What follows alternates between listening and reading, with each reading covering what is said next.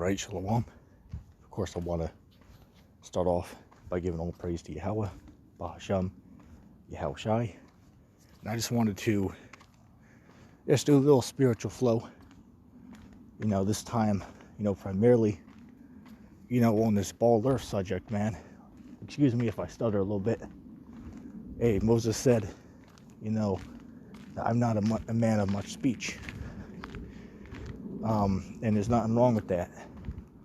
But anyway, going into the subject, it's funny, man, because, if you walk up to a random person on the street, you ask them, like how realistically, how do you know that the earth is is a sphere, spinning in space? Like, how do you know exactly? What they'll tell you is 99% of people will give the same spiel, which is, I saw it on TV. They'll pull up, the pictures of the phone, the pictures on the phone that they got off Wikipedia or Google, and show you, see, where the NASA, moon landings and all this nonsense, as if that's proof, of this round, rotating globe. However, of course, for those of us who have actually done the research into it, this character, what's this guy, Robert Simmons, which is the man who, comes up with these photographs, specifically, the blue marble. He admitted in an interview, he said, you see, we get like composites, it's not necessarily together. So we kind of like edit it all together, to make it fit. And then later he said, it is photoshopped, but it has to be, right? So even the man behind it admitted that it is photoshopped, but he said it had to be. And then another one is, if you take a close look on some of these pictures, because there's multiple of them, there's not just one, you'll notice, if you take a very close look, and there's pictures you can find on the internet to save you a little bit of time, for people who actually did the research already. But there's certain clouds that have been duplicated, meaning what? They've been copied and pasted from one globe onto another. And not only in one place, but in like multiple different areas. And you can look that up. I'm not even joking about that. It's true. Look it up. Right? You can look into these things and confirm, that is true, by your own research on the matters. Don't just believe someone because they said it. Don't just believe that. Look into it. Because everyone be there so confident, that they're well educated, because they went to a government institution, to learn his story, and all the bullshit they want you to know. But here it is. You ask one of these educated people, to prove how the world is a round, rotating world. The only proof anyone can really give is, the images that we have on the internet.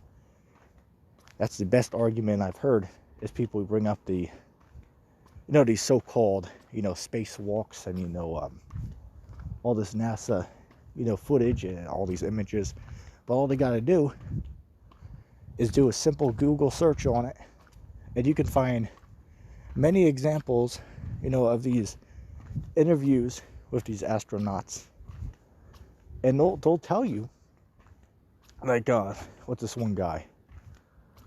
I believe it was Buzz Aldrin, if I'm not mistaken. But he was having an interview with someone, and they asked him, well, why, are people, not going to the moon, today? And he responded and said that,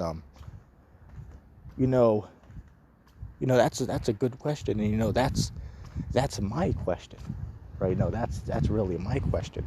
And then he said, you see, but the truth is that we didn't really go. Right? He said we didn't go there. That's what he said.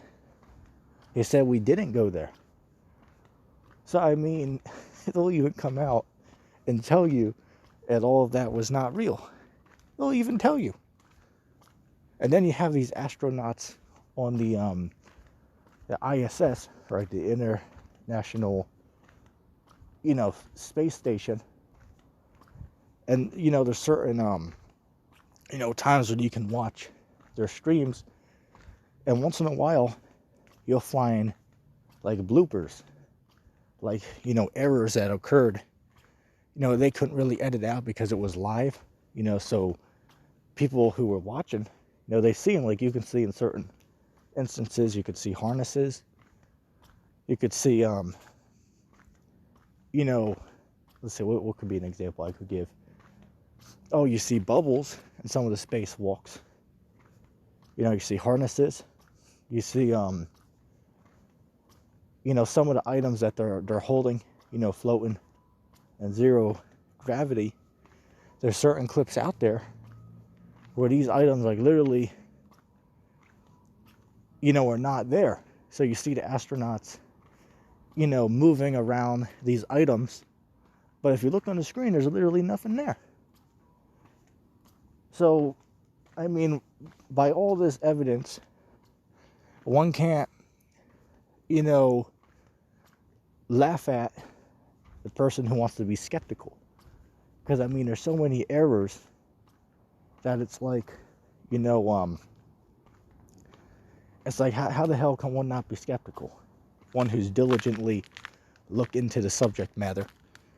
Because I can speak for myself, because I've been looking into this stuff back since, I want to say 2016 is when I, started to look into that flat earth stuff, man.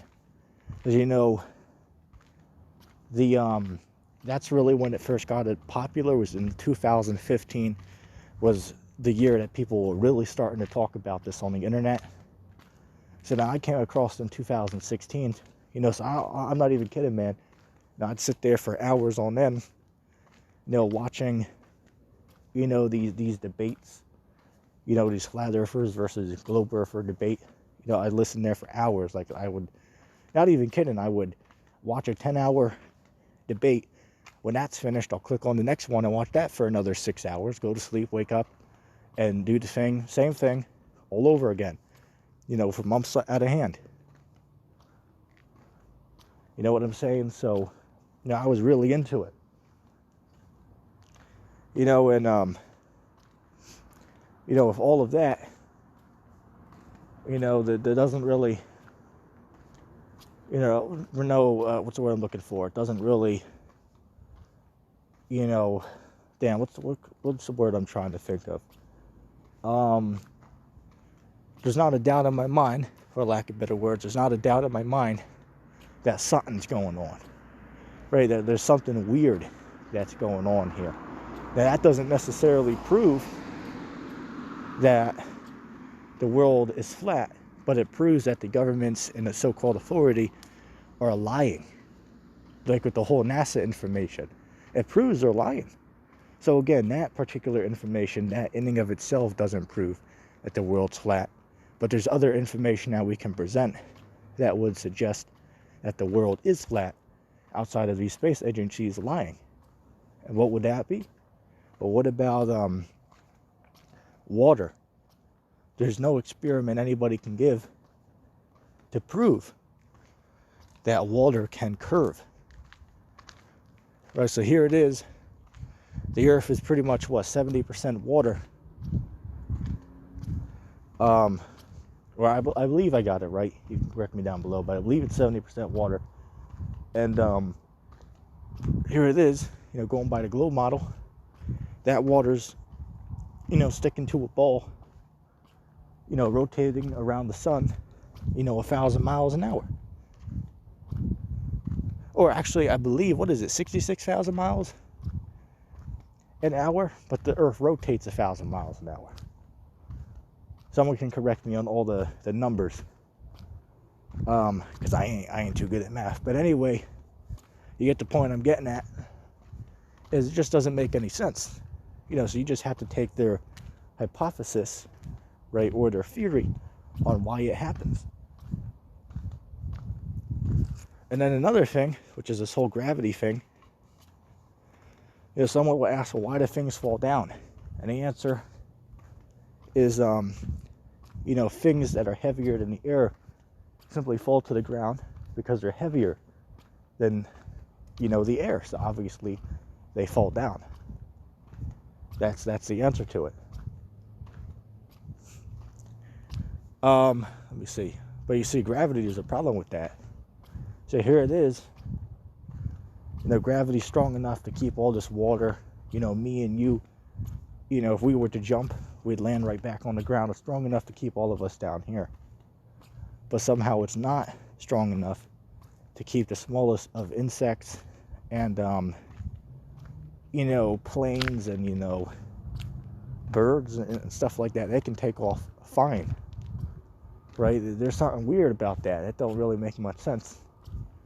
So gravity is simply a theory that was set forth, to back up what they're saying. So it's not really something true. It's just, even in the name, it's called what? The gravity theory, right? The theory of gravity. Now, what is a theory? A theory is an idea of how something works. Okay, so it's not necessarily fact, but it's a presented, theory on how something might work, for lack of better words. Oh, and then another one, here it is, they went to the moon in the 60s, well, supposedly went to the moon, that is. So here it is, went to the moon in the 60s, but,